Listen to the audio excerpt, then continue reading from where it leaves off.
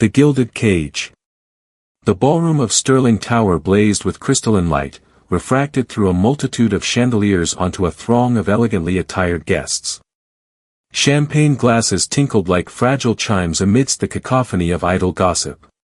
Arthur Sterling remained apart, an isolated figure amidst the artificial bonhomie, the practiced smiles and vacant pronouncements. The dark suit felt less like clothing, more like armor, a shield against the opulent display around him. He tugged at his tie, the silk a whisper against his throat, seeking relief. Across the room, his gaze settled on Beatrice, famous more for her inherited fortune than any business acumen of her own. Surrounded by a cadre of executives, she tossed her head, the diamond at her throat flashing, and unleashed a brittle laugh like splintering glass. They absorbed it eagerly, these predators in bespoke tailoring, driven by insatiable ambition, their true selves obscured by layers of obsequiousness. Arthur sipped his champagne, the effervescence failing to dispel the bitter taste in his mouth. He recognized the futility of their striving, for he stood on the very peak they so desperately sought to conquer. He had arrived, only to discover a barren landscape. He locked eyes with a waiter, a young man with weary eyes and a smile that seemed painted on. A flicker of recognition, the ghost of someone Arthur once knew. He signaled for another glass, the golden liquid a temporary buffer against the gnawing emptiness within. The party continued its frenetic dance, a lavish spectacle of extravagance. A jazz quartet labored to inject energy into the scene, their melodies a weak counterpoint to the pervasive undercurrent of yearning and unease. Arthur felt like a player thrust onto a stage without a script, mouthing lines he didn't believe. He excused himself with brief nods, the greetings glancing off him unnoticed. He threaded his way through the throng, a wraith moving among the living, until he reached the quiet sanctuary of a hallway. A small balcony offered respite, overlooking the vast, glittering tapestry of the city. He stepped out into the cool embrace of the night, the urban roar muted by distance. Far below, cars flowed along the city's arteries, each vessel carrying its private hopes and anxieties. The air carried the mingled sense of rain and exhaust, a strangely reassuring reminder of reality amid this gilded cage. He gazed at the cityscape, a million lives unfolding in the lit windows of countless buildings. He wondered about the narratives playing out within those walls, the private dramas of joy and sorrow. Did anyone else feel as profoundly adrift? His father's image rose in his mind, a formidable presence who had forged sterling enterprises from nothing. He recalled the endless hours spent in his father's study, immersed in spreadsheets and reports, learning the harsh vernacular of finance. He remembered the pressure, the unspoken command to not just maintain, but to eclipse the family's accomplishments. He had succeeded, surpassing every expectation, amassing a fortune that dwarfed even his father's achievements. But at what cost? What had he relinquished in pursuit of this barren victory? Closing his eyes, he saw his mother, the gentle counterpoint to their father's rigor, a woman who had tried to instill compassion and empathy. She had been the enduring warmth in their otherwise chilly world, reminding him that true wealth resided in connection, not possessions. Gone since his youth. He opened his eyes, the city lights blurring through the sudden sting of tears. He missed her, her warmth, her steady belief in him. He missed the unassuming moments, the simple intimacy of their bond. He inhaled deeply, struggling for composure. He couldn't continue this charade, imprisoned in this gilded cage of his own creation. He needed substance, something authentic to fill the void that wealth had only deepened. A flicker of memory, his mother immersed in volunteer work, serving warm stew to needy people.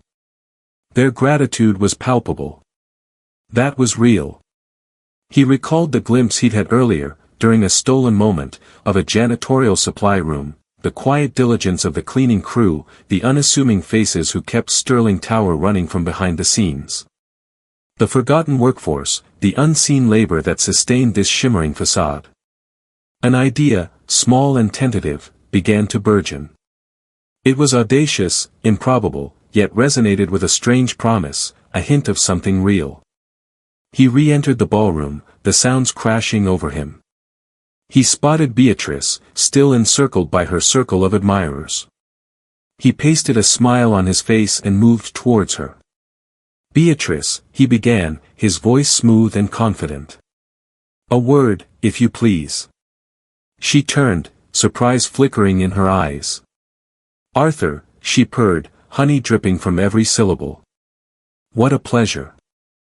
"I was just thinking," he said, leaning in, "we should consider a meaningful charitable initiative. Something to truly give back." Beatrice's eyes narrowed imperceptibly.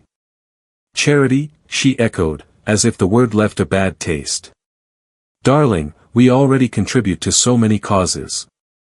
"I envision something far more involved," Arthur pressed, his gaze steady. "A genuine connection with those who need our support." He watched her, measuring her reaction. She had no interest in altruism, but would certainly understand the value of the positive publicity, the opportunity to elevate her image. "Well," she conceded, her voice softening. "That could be intriguing. What do you have in mind?" Arthur smiled, genuinely this time, the kind that reached his eyes. "I have some ideas," he said. "Let's discuss them." Even as he spoke, his gaze drifted towards the service entrance to the ballroom. He could almost hear the drone of cleaning equipment, smell the antiseptic fragrance, feel the anonymity of the work. A universe removed from this ostentatious display, but one he increasingly found himself drawn to. A realm where he could be someone else, unburdened by legacy, capable of genuine engagement. Later, as the party thinned, Arthur stood in his penthouse, contemplating the city. The light seemed less brilliant now, the buildings smaller. He felt a surge of expectation, a stirring of hope that had been dormant for years. He went to his closet and pulled out jeans and a t-shirt, shrugging off the vestiges of wealth. He paused before the mirror, seeing a stranger. He took a deep breath and left the penthouse, abandoning the gilded cage that had defined his existence. He walked to the service elevator, his heart hammering with apprehension and anticipation. He was about to launch himself into a completely unknown future. He pressed the button for the ground floor. The doors slid open, revealing an empty car. As the elevator began its descent, dropping him down, towards the hidden world beneath Sterling Tower, he could only hope that he wouldn't regret it. A new beginning, Art arrives. The alarm shrieked at 4:30 a.m., a brutal intrusion Arthur had always avoided. He swatted it silent with a groan, the luxurious Egyptian cotton suddenly constricting, like a gilded cage. He wasn't Arthur Sterling, the Empire's scion, greeting dawn from his penthouse. This was Art, a sanitation recruit, facing a day of scrubbing and refuse. He swung his legs down, the chilled floor a rude awakening after the heated marble sanctuary of his bathroom. The metamorphosis began. His Seville Row suits were exiled to the closet's rear, supplanted by an oversized, faded blue jumpsuit purchased anonymously online. He ran a hand over the rough weave, light years from the caress of silk and cashmere. Next, the meticulously sculpted hair surrendered to deliberate disarray. He even dulled his complexion with a touch of tinted lotion, hoping to fade into the background noise. The final stroke, clunky drugstore spectacles, designed to mask the eyes, betrayers of his gilded upbringing. He confronted his reflection, a stranger staring back. Arthur Sterling had vanished. Art had arrived. "All right, Art," he muttered, testing the moniker. It felt awkward, ill-fitting. He cleared his throat, deepening his voice, adopting a slight drawl gleaned from late-night westerns. "Time to punch the clock." He rehearsed stock phrases, "You bet, no sweat, just doing my job." He needed to be credible, unremarkable. The weight of the charade settled on his shoulders, a palpable burden. The subway commute to Sterling Industries proved an eye-opener. He was jammed amongst the bleary-eyed, the air thick with stale coffee fumes and a palpable sense of quiet desperation. No chauffeur, no darkened glass, no buffer between him and the city's pulse. He observed the faces, wearied, resigned, yet radiating a muted resilience. These were the individuals who sustained the world he'd taken as his due. Reaching the building, a fresh wave of apprehension washed over him. The towering skyscraper, once emblematic of his family's dominion, now felt like a fortress, a cold tribute to the very system he sought to dissect.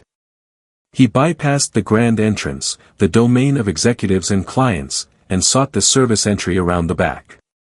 The fluorescent lights hummed above the employee entrance, bathing the linoleum floor in a sterile glow. He presented his hastily acquired employee ID to the security guard, a weary bear of a man who barely registered his presence. "Sanitation, huh? Keep it tidy, kid." "Yes, sir," Art replied, his voice catching. He hurried onward, acutely aware of his racing pulse. The sanitation department resided in the basement, a warren of corridors and storage spaces. The air was thick with the cloying scent of bleach and disinfectant. He located the supervisor's domain, a cramped office drowning in paperwork. Behind the desk sat a man with thinning hair and a perpetual frown, his name tag proclaiming, "Mr. Henderson." He looked up, his eyes narrowing behind his thick lenses. "You the new hire? Art, isn't it?" Henderson offered no pause for confirmation. "Right, listen up. This ain't a resort. You're here to toil, not socialize. Your task is to maintain this place pristine. Got it?" "Yes, sir," Art affirmed, striving for unwavering eye contact. Henderson thrust a sheaf of documents at him. "Complete these.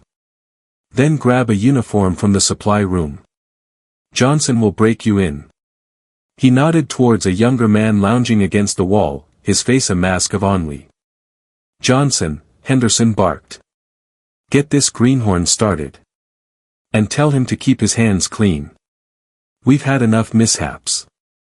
Johnson, a lanky youth with untamed brown hair, offered Art a jaded look. "Come on, Art. Let's get this over with." He led Art to the supply depot, a cavernous space crammed with cleaning solvents, mops, and buckets. The reek of ammonia was overwhelming. "Here's your arsenal," Johnson said, tossing him rubber gloves and a mop. "Try not to flood the place, okay?" Art swallowed his dignity and nodded. "Understood." Johnson sighed. "All right, your initiation is on the executive level. Mr. Henderson insists it be immaculate for a major meeting tomorrow. Don't blow it." The executive floor was another realm entirely. Polished marble, plush carpets, sweeping city views. It stood in stark contrast to the grimy underworld he'd just left. He began with the offices, gingerly emptying bins and wiping surfaces. He noted the fine art adorning the walls, the meticulously curated bookshelves, the quiet pronouncements of wealth and influence. As he labored, he couldn't help but observe the executives arriving for their workday. They were impeccably attired, their faces etched with tension and preoccupation. They barely registered his presence, treating him as if he were incorporeal. He was a ghost in their luxurious habitat, a necessary nuisance best ignored. He caught snippets of conversations, deals unfolding, power dynamics shifting, lives altered with a brief phone call. It was a theater of ambition and cutthroat competition, a world he'd once inhabited. He moved to the conference room, a vast chamber featuring a long mahogany table and leather seating. He meticulously buffed the tabletop, his reflection gazing back. Arthur Sterling, the coddled heir, reduced to scrubbing in the shadows of his own legacy. While working, he noticed a framed image on the wall, a photo of his father clasping hands with a politician. The caption declared, "Sterling Industries, forging a brighter tomorrow." The irony stung. He paused, leaning against the mop, a wave of weariness coursing through him.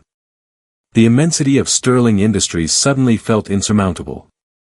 He was but one individual, a tiny component in a colossal mechanism. Could he truly affect change? He gazed out the window, at the cityscape sprawling before him. He saw the gleaming towers, the teeming streets, the myriad lives interwoven into the city's fabric. He was no longer solely Arthur Sterling, weighed down by his patrimony. He was Art, a worker, a thread in the larger tapestry. He straightened, a renewed sense of conviction surfacing. He might only be a janitor, but he could still make his mark. He could extend courtesy, he could listen to others' stories, he could inject a touch of empathy into this detached, impersonal milieu. He resumed mopping, the rhythmic motion a comforting balm for his troubled spirit. He was Art, and he had a job to do. And for the first time in a long time, he felt as if he was on the right course. The gilded veneer had been stripped away. He had glimpsed the value hidden in plain sight and embarked on a journey towards something authentic. The factory floor. The air tasted of bitter disappointment, a burnt coffee edge mingling with the palpable discontent simmering through Sterling Enterprises. Arthur, or Art as he preferred, steered his cleaning cart down the corridor, a silent observer to the aftermath of a particularly brutal quarterly projections meeting in Conference Room B. Crushed paper cups littered the floor like fallen soldiers, a testament to the battle waged within, and a lingering aura of stress clung to the walls. Murmurs seeped from the break room, voices hushed with a common fatigue. Another round of cuts, mark my words, a gravelly voice predicted. They'll squeeze every drop and discard us like yesterday's news. Just be thankful you're not in sales, a woman sighed, her voice thin with exhaustion. They practically live here now, chasing impossible quotas. Heard Sarah crumbled at her desk yesterday, just broke. Art paused, his mop still. He'd noticed Sarah, that perpetually weary-eyed young woman, struggling with overflowing recycling earlier that day. A quick smile from him, returned with a fleeting, grateful spark before she was swallowed once more by her tasks. Remember the employee appreciation pizza party? The man's chuckle was a harsh, dry sound. Guess that was our bonus this year. The cart's squeak was a mournful descant to their grievances as Art pushed onward. He understood, intellectually, that Sterling Enterprises, his family's creation, was a profit-driven behemoth. But to witness its human toll so directly felt like a physical blow. Shame washed over him, an instinctive rejection of the legacy into which he'd been born. It wasn't abstract figures, it was Sarah's tears, the dull resignation in these voices. He made his way towards human resources. Brenda Miller, a figure perpetually buried beneath an avalanche of paperwork, invariably looked drained. She always seemed to be eating a mournful-looking salad at her desk for lunch. There she was, as expected, hunched over her keyboard, her fingers a blur across the keys. The fluorescent lights cast a stark pallor on her already wan face. A precarious tower of forms threatened to topple from the edge of her workspace. Art emptied her trash receptacle, careful not to intrude. She didn't even register his presence. "Rough day?" he inquired softly. Brenda finally looked up, her eyes shadowed with fatigue. Recognition flickered across her face, caution, perhaps, or curiosity. "They're all rough days these days," she croaked. "End of quarter. Everyone's at boiling point, and I'm the pressure valve." She sighed, massaging her temples. "I used to care," she whispered, her voice barely audible. "I'd try to make a difference, fight for the employees. But, it's draining. And pointless. The suits aren't listening." A nervous glance around the confined space. "Don't repeat that." Art nodded, comprehension settling in. Brenda Miller wasn't apathetic, she was defeated. The system had eroded her idealism, leaving only weary acquiescence. "Just doing my job," he replied, offering a small, genuine smile. Emptying the recycling, he noted the telltale signs of stress, discarded coffee cups, balled-up tissues. He continued his circuit, steering the cart through the intricate arteries of Sterling Enterprises. The building encapsulated contemporary corporate life, a hive humming with aspiration, anxiety, and quiet desperation. He passed marketing, where teams clustered around glowing screens, frantically refining campaigns and analyzing metrics. Snippets of jargon, synergy, brand awareness, market penetration, felt hollow in the face of the human cost he'd just witnessed. The IT department was a dimly lit sanctuary of blinking lights and hushed commands. The company's quiet heroes, these individuals kept the digital gears turning, their efforts often unseen and unacknowledged. He watched a young programmer, his face gaunt, wrestle with a critical server error, sweat glistening on his brow. Legal, however, pulsed with the crisp authority of expensive suits arguing over contracts and liabilities. A glimpse of a thick file revealed a lawsuit from a former employee, alleging wrongful termination. Sales was another world entirely. A high-octane, competitive arena where ambition ruled. Art witnessed salespeople pacing and gesticulating into their phones, voices sharp and insistent as they pursued deals and chased targets. The tension was a palpable force, the air heavy with urgency and the unspoken specter of failure. He lingered outside the executive suites, the sanctum of his father and the upper echelons. Gleaming mahogany doors, thick carpets that muffled every sound. The air was cooler, cleaner, quieter. Distant from the shop floor, the cost of success remained conveniently obscured.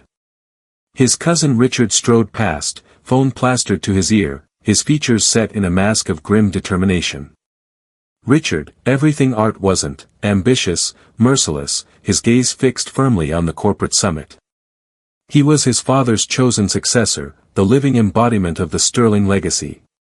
Richard's eyes flickered over Art, a momentary spark of recognition, before dismissing him. To Richard, Art was a nonentity, a faceless cog in the machine. A surge of anger flared within Art, a burning resentment for the system that had molded Richard, that rewarded his relentless drive and blinded him to the anguish of others. In that instant, he knew he couldn't stand idly by and witness his family's heritage built upon the backs of exploited employees. He had to intervene. Continuing his route, Art noticed a handwritten sign taped to a storage closet, "Employee Assistance, Quiet Room." After a moment's hesitation, he pushed the door open.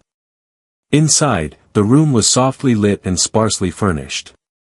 A faded armchair rested in the corner, adjacent to a small table holding a box of tissues and a selection of self-help guides. The air hung still and quiet, a refuge from the storm outside. Art lowered himself into the armchair, closed his eyes, and inhaled deeply.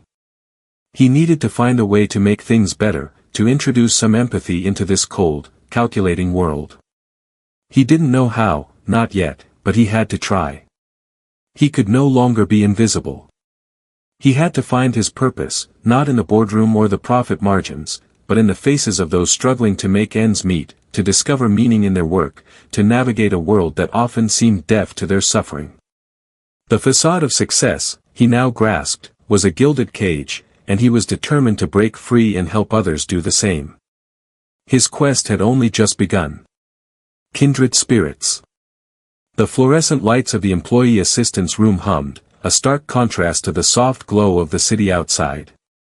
Arthur lingered, the scent of industrial cleaner clinging to the air, a constant reminder of his new reality. He needed a plan, a connection, something more than just sweeping floors. He found it the next day during lunch. The Sterling Enterprises cafeteria, a cavernous space echoing with the clatter of cutlery and the drone of conversations, felt even more sterile than his father's office. He spotted Maria tucked away at a corner table, meticulously peeling an orange. He hesitated, then approached. "Mind if I join you?" he asked, holding up his own meager sandwich. Maria looked up, surprised. Her dark eyes held a flicker of suspicion before softening. "Please," she said, gesturing to the empty chair. They ate in silence for a few minutes, the only sound the rhythmic tearing of Maria's orange. Arthur noticed the worn edges of her uniform, the faint lines of fatigue etched around her eyes. "Long day," he ventured, more out of a need to break the silence than any genuine expectation of a response. Maria sighed. "Aren't they all?" She paused, then added, "My babysitter called in sick. Had to leave my son with my neighbor, but she charges extra on short notice." Arthur felt a pang of guilt, a sharp jab at the emptiness his privileged life had become. "That's rough." Maria nodded, peeling another segment of her orange. It's always something. Rent's due next week, and I'm still short. Daycare is expensive, you know. Especially for quality care. I want to make sure Mateo gets a good start. Her voice cracked slightly. He deserves the best. Mateo? My son. He's 5. Smartest kid you'll ever meet, she said, a hint of pride coloring her tone. He wants to be an astronaut. She smiled, a fleeting, beautiful expression that chased away the shadows on her face. Arthur found himself drawn to her resilience, her unwavering dedication to her son. He wanted to help, but he knew a direct offer would be insulting. He needed to tread carefully. I admire what you do, he said honestly. Raising a child on your own, it takes a lot of strength. Maria shrugged, popping a piece of orange into her mouth. You do what you have to do.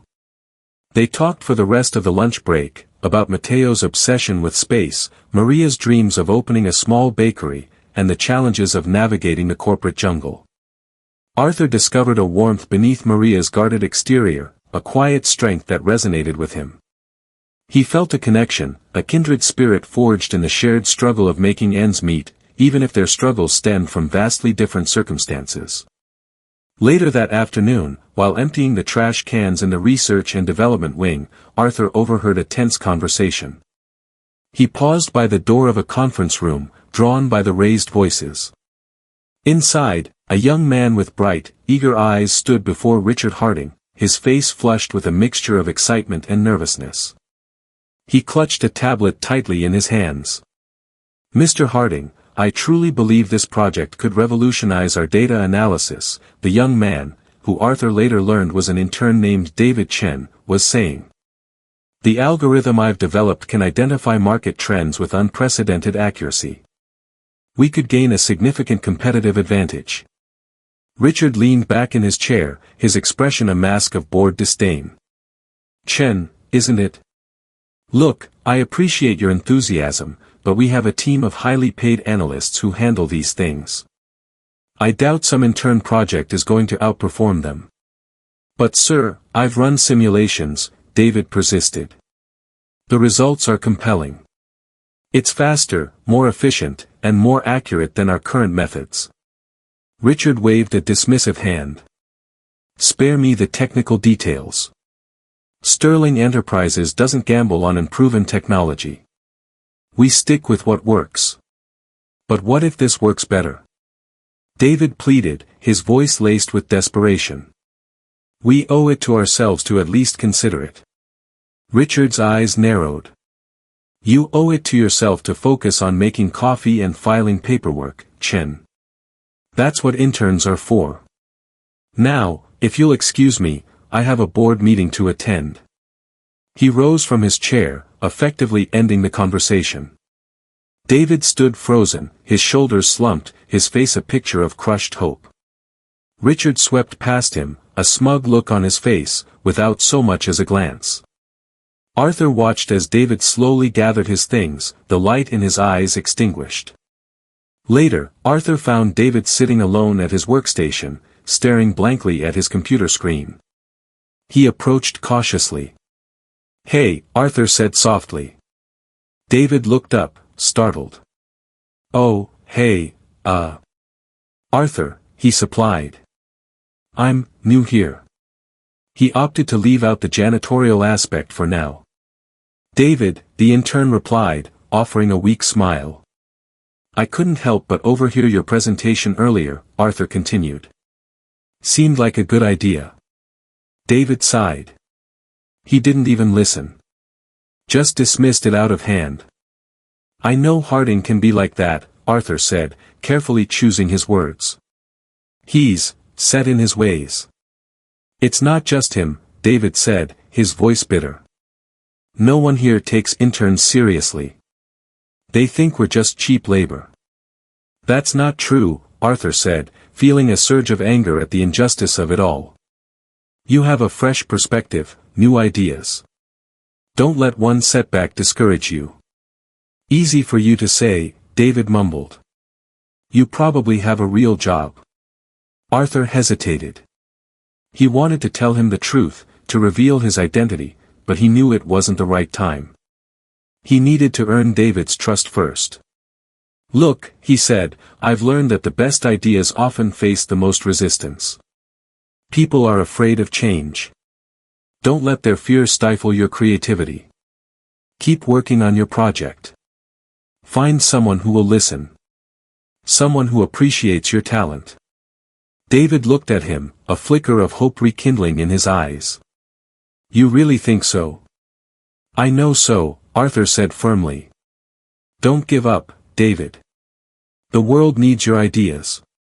He paused, then added, "And sometimes, the best way to get noticed is to find a different way to shine." He left David pondering his words, the weight of his own secret heavy on his shoulders. He had made 2 connections today, found 2 people who needed help, and he knew, with a growing sense of certainty, that he was finally on the right path. The illusion of success, the gleaming skyscrapers, and lavish parties of Sterling Enterprises no longer held any allure. He had found something far more valuable, the opportunity to make a real difference. And he would start, one small act of kindness at a time. The bully in a suit. The executive floor's lights buzzed with a monotonous drone, a clinical soundtrack to Arthur's night. He wheeled his cart past Harding's wide-open workspace, the doorway practically begging passers-by to witness the man's subtle reign of terror. It wasn't flamboyant villainy, but a quiet, persistent erosion of spirit and drive. Harding was deep in a phone call, his voice a smooth, almost mesmerizing drawl.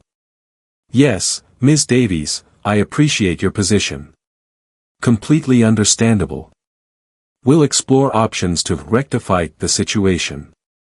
Naturally, Sterling Enterprises highly regards its valued partners." He disconnected, a tight smile briefly surfacing, then snapped, "Franklin. My office." A young man, fresh-faced and bearing the title, Compliance Officer Trainee, practically vibrated into the room, his complexion paling. Arthur lingered, feigning interest in the health of a nearby ficus, every nerve on alert. He anticipated unpleasantness from Harding, but the raw, needless hostility that followed constricted his chest.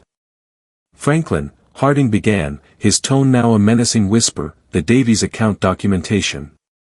My precise instructions were to verify emission standards. Did you execute that task?" Franklin stammered, I believed I did, Mr. Harding. The system cleared it as compliant." "Believed? Is that the extent of your contribution, Franklin? Belief? Sterling Enterprises operates on results, not conjecture." Harding leaned in, his tie a slash of crimson aimed at the young man's heart. "Ms. Davies just informed me our shipment is detained at the port. Non-compliant. A pending penalty. Do you comprehend the ramifications?" Franklin's voice wavered. "I sincerely apologize, Mr. Harding. I'll re-examine the protocol instantly. I'll stay late, Late?" Harding scoffed. "Belated efforts won't reverse the damage, Franklin. Overtime won't cover the fine. Overtime merely highlights my misfortune in employing incompetent trainees." He dismissed him with a flick of his wrist. "Leave. Count yourself fortunate I'm refraining from escalating this to HR. Next time, Franklin, my clemency will be curtailed." Franklin all but bolted from the room. Arthur watched him go, his grip tightening on the cleaning rag. The ficus quivered faintly. He understood such conduct existed as an abstract concept, even overheard whispered rumors. But witnessing it firsthand, the casual malice, the needless public shaming, was a beast of a different nature. Later, Arthur found himself in the executive boardroom, emptying overflowing waste receptacles after a marketing summit. The air hung thick with the sense of stale coffee and overreaching ambition. He paused, listening. Harding's voice sliced through the remaining conversation. "All right, team, let's fully exploit this eco-forward initiative. The projections are exceptional." He paused, luxuriating in the affirmative nods. My concept, naturally, was to highlight sustainable packaging. It clearly resonated with the consumer focus groups. Arthur froze. He recalled David, an intern he'd chatted with in the break room, enthusiastically pitching the very same idea to Harding weeks prior. Harding had swiftly dismissed it as unrealistic and simplistic. Now, he presented it as his own. He gritted his teeth. The blatant theft, the disregard for actual talent, revolting. He yearned to storm in there, tear off his uniform, expose Harding as the charlatan he was. But he knew the futility of such an act. A brief, satisfying outburst, followed by, what? He needed a considered approach, a strategy. A deeper understanding of Harding's reach, his network of accomplices. In the days that followed, Arthur made a point of being subtly present during Harding's dealings. He'd linger by the water cooler, pretending to refill his bottle, as Harding held court with his favorite subordinates, a carefully curated ensemble of bootlickers and strivers. He overheard Harding advising a young sales executive, Sarah, on client management. Listen, Sarah, these individuals respond to commanding presences. Project strength.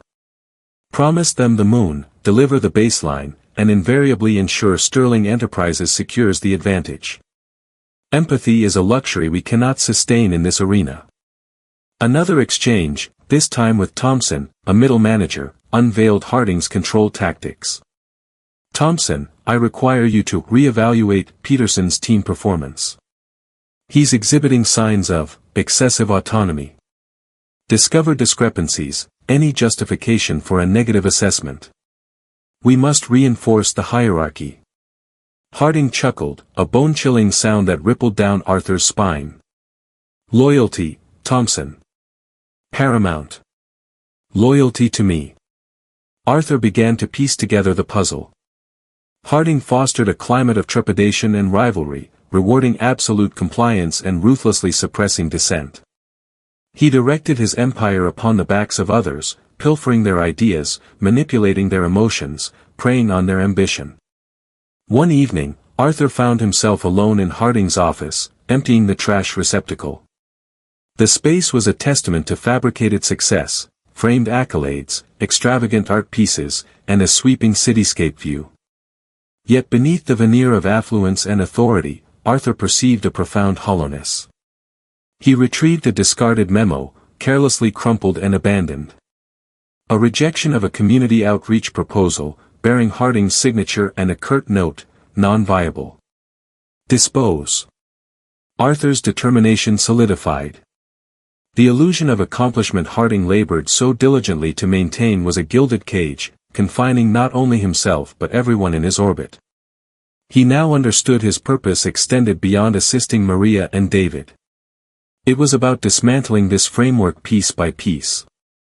Exposing Harding's machinations, empowering the silenced, cultivating a corporate ethos that championed integrity, empathy, and genuine contribution. He carefully flattened the crumpled memo and tucked it into his pocket. A small act of protest, a silent promise to the overlooked individuals, the dismissed concepts, and the stifled potential buried beneath Sterling Enterprises' gleaming facade.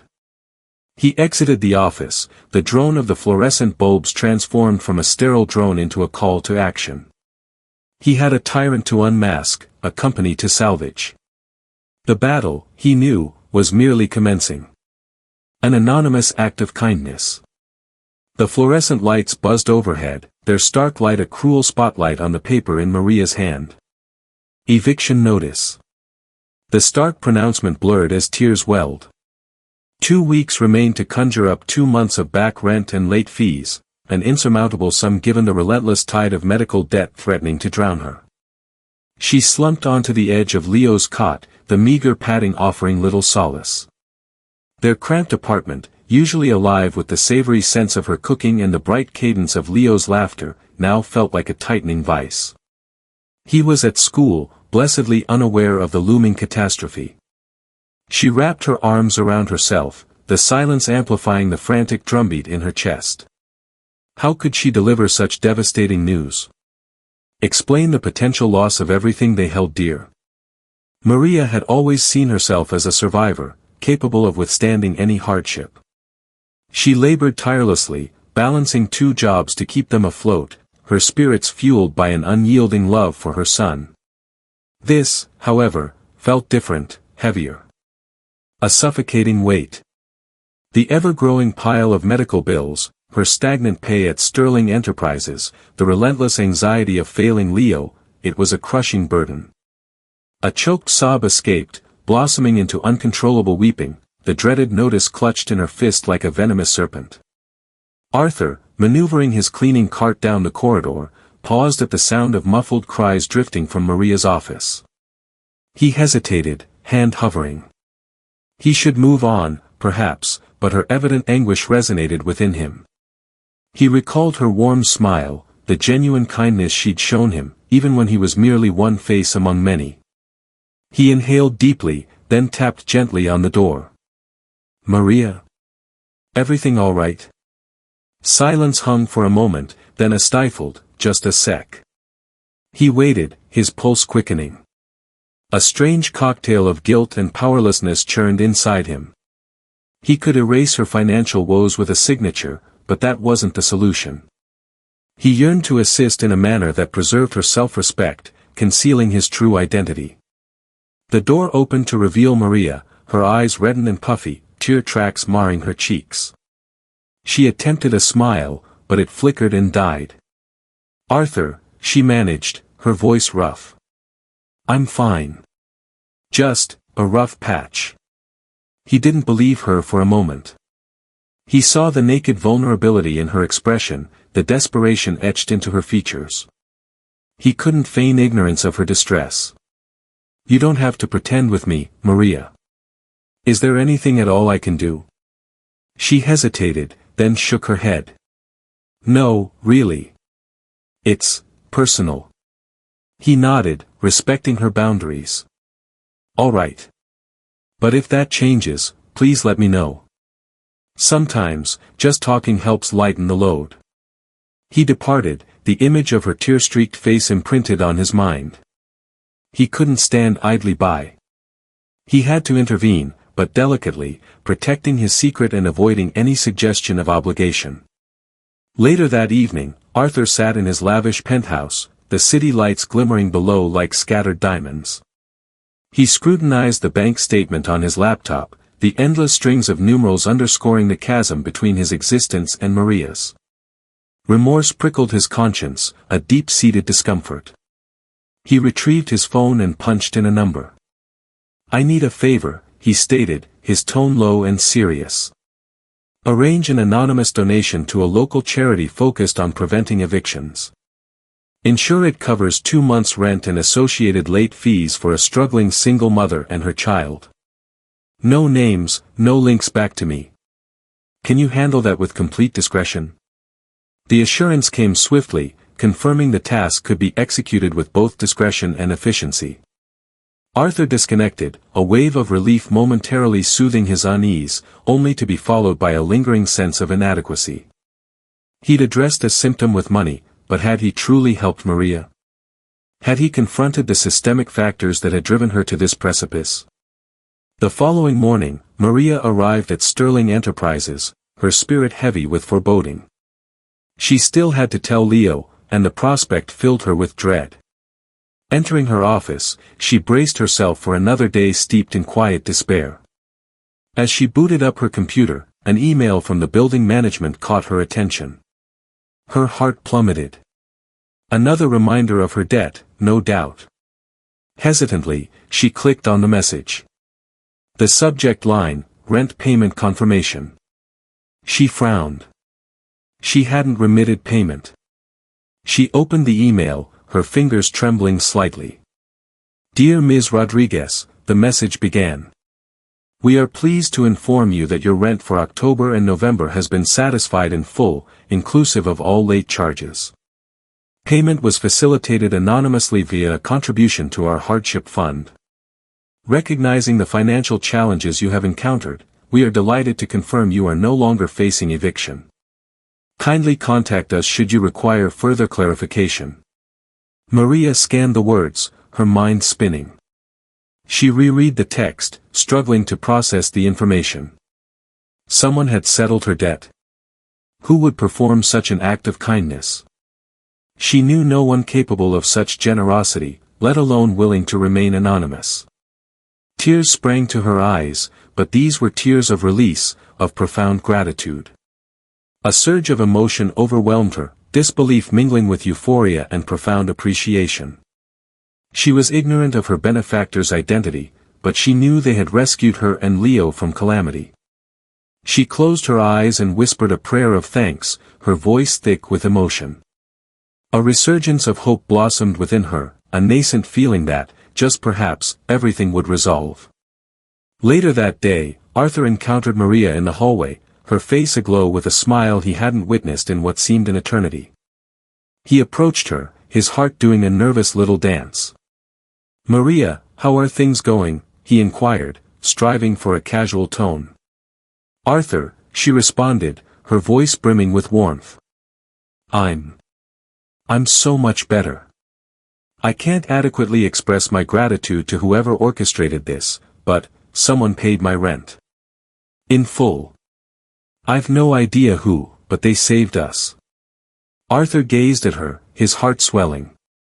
He fought the urge to confess, to reveal his role, but resisted. "Not yet." He merely smiled and said, "That's truly wonderful news, Maria. I'm genuinely happy for you." She returned his smile, her eyes radiating gratitude. "Thank you, Arthur. You're a true friend." As she walked away, Arthur experienced a profound sense of purpose. He had assisted someone in distress, not wielding money or position, but through an act of anonymous compassion. It was a small gesture, perhaps, but a beginning. He understood he still had a journey ahead, but that he was headed in the appropriate direction. The illusion of accomplishment that had once captivated him was dissipating, substituted by a sincere yearning to effect change, to harness his privilege to elevate others and foster a fairer, more compassionate world. Sabotage dreams.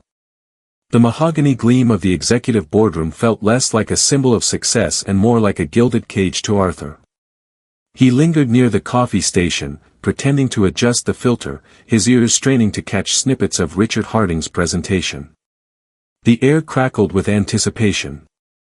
Usually, these meetings were a blur of jargon and self-congratulatory backpatting. But today, something felt different, sharper. Richard, impeccably tailored as always, stood before a holographic projection displaying David Chen's urban gardening project. Only, the vibrancy, the innovative spirit that Arthur had witnessed firsthand, was conspicuously absent. Richard's voice, usually a confident baritone, held a subtle, almost undetectable, edge of condescension. While Mr. Chen's enthusiasm is commendable, preliminary findings suggest the scalability of this vertical farm concept is limited, Richard announced, gesturing dismissively at the projection. The lush green wall now appeared pixelated and lifeless. The energy consumption alone renders it economically unfeasible. Furthermore, the projected yield falls far short of addressing any substantial food insecurity issues within the city. Arthur's stomach clenched. He'd seen David meticulously calculating the project's carbon footprint, optimizing the irrigation system to minimize water waste. He'd even overheard him negotiating with local suppliers for sustainably sourced materials. Richard's words were a blatant distortion, a deliberate skewing of facts. Of course, Richard continued, smoothly transitioning to the next slide, a graph depicting the projected profits of a new luxury condominium complex. Sterling Enterprises remains committed to initiatives that demonstrably benefit the community. This development, for instance, will generate hundreds of construction jobs and contribute significantly to the city's tax revenue. The other executives, their faces illuminated by the cold blue light of the holographic display, nodded sagely. No one questioned Richard's assessment. Arthur wanted to shout, to expose Richard's deceit, but he was trapped, a silent observer in his own family's theater of illusions. He knew that as Arthur Sterling, sanitation worker, his words would hold no weight against Richard Harding's carefully constructed facade. The meeting adjourned, the executives dispersing with polite murmurs and self-satisfied smiles. Richard, basking in the afterglow of his perceived triumph, caught Arthur's eye. A flicker of something unreadable, perhaps amusement, maybe even a hint of recognition, crossed his face before he strode out of the room. Arthur waited until the boardroom was empty before making his way to the basement level, where the interns were housed. The fluorescent lights hummed, casting a sterile glow on the rows of desks cluttered with half-empty coffee cups and discarded notes. He found David hunched over his computer, his shoulders slumped with dejection. "Hey, David," Arthur said softly, approaching the desk. David looked up, his eyes red-rimmed. He tried to force a smile, but it didn't reach his eyes. "Hey, Art. What's up?" Arthur hesitated, unsure how to break the news. I just heard some things from upstairs. About your project." David's forced smile vanished. "Yeah, well, the rumors are true. They pulled the plug. No funding. Project terminated." Arthur winced. "I'm really sorry, David. I know how much work you put into it." David sighed, running a hand through his already disheveled hair. "Months. Months of research, planning, coding. I thought I was actually making a difference. Showing them that sustainable solutions could be profitable, beneficial for everyone." He gestured around the room, frustration evident in his voice. "But it's all just window dressing, isn't it? Greenwashing to make them look good." "That's not true, David," Arthur protested, but the words felt hollow even to his own ears. He knew, deep down, that David was right. The corporation's commitment to social responsibility was often just a carefully crafted marketing strategy. "Mr. Harding told me he'd present it," David continued, his voice laced with bitterness.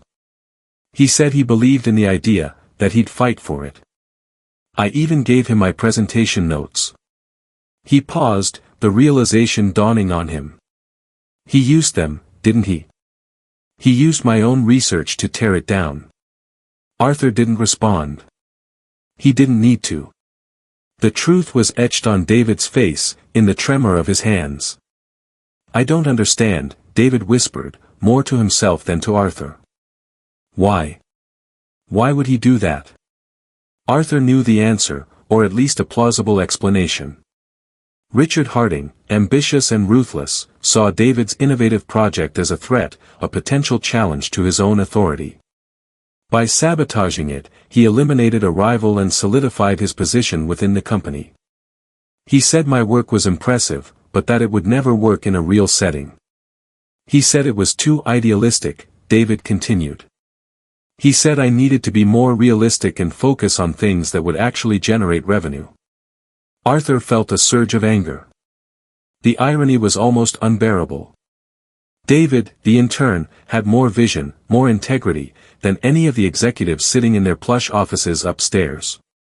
"What are you going to do now?" Arthur asked, his voice filled with concern. David shrugged, his shoulders slumping further. "I don't know. My internship ends next month. This project was supposed to be my ticket in.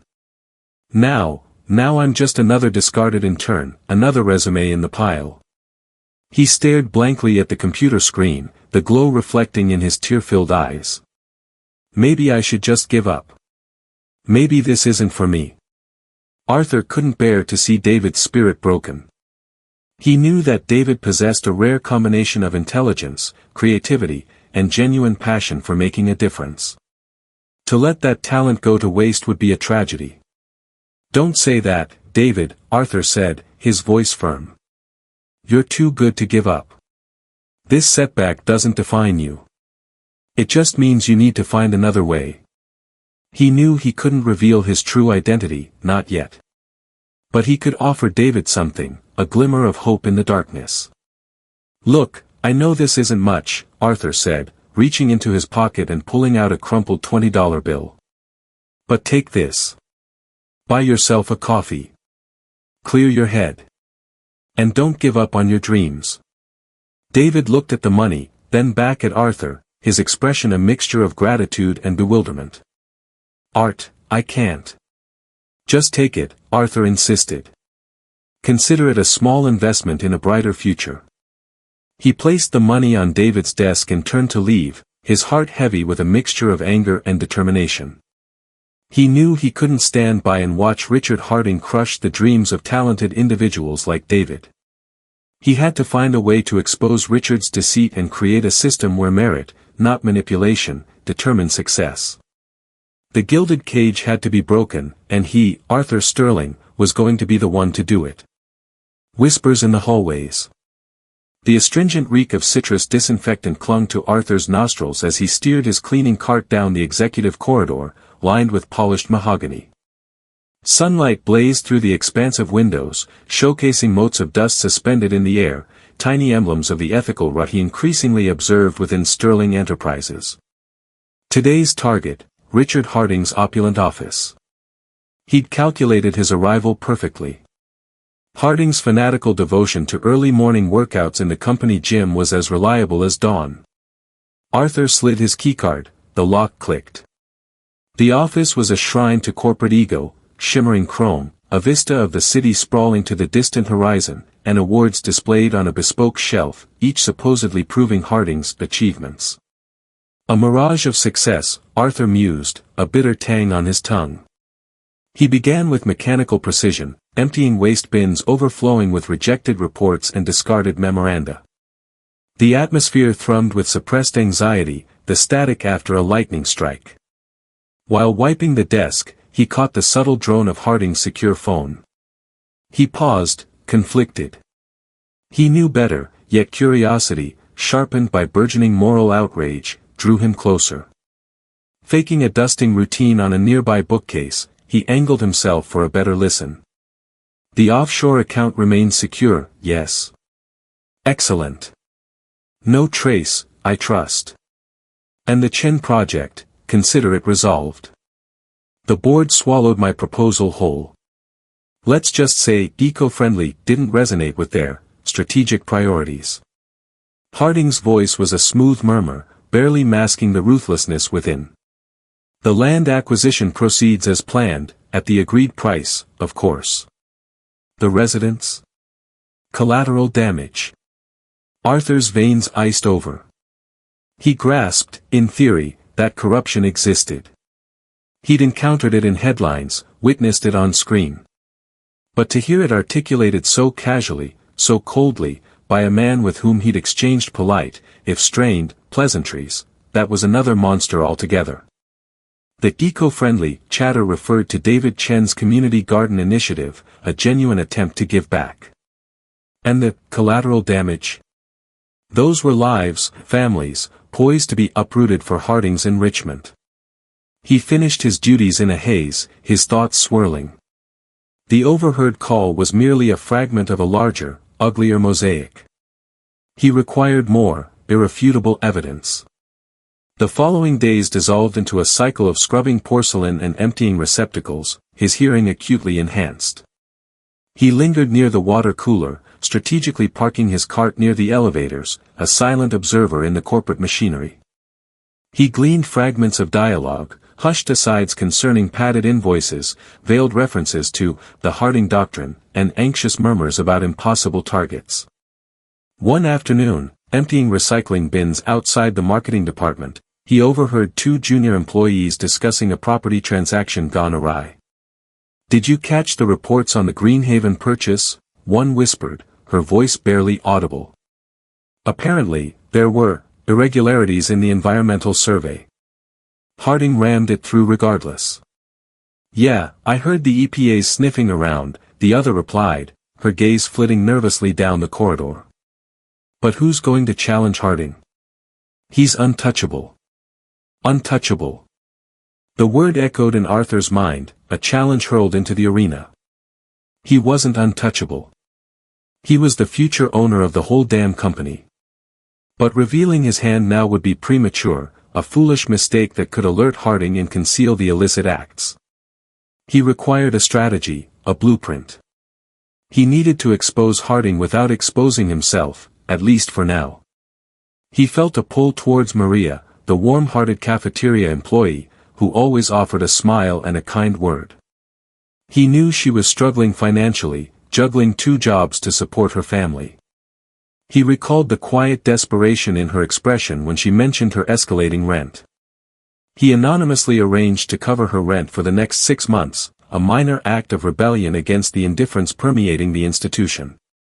It provided a sense of gratification, a spark of hope in the encroaching gloom. One evening, while scrubbing the toilets in the executive restroom, a task he had come to see as a form of atonement, he discovered a crumpled piece of paper in the trash. A handwritten note, clearly discarded in haste. The note detailed names, each paired with a sum of money and an opaque code.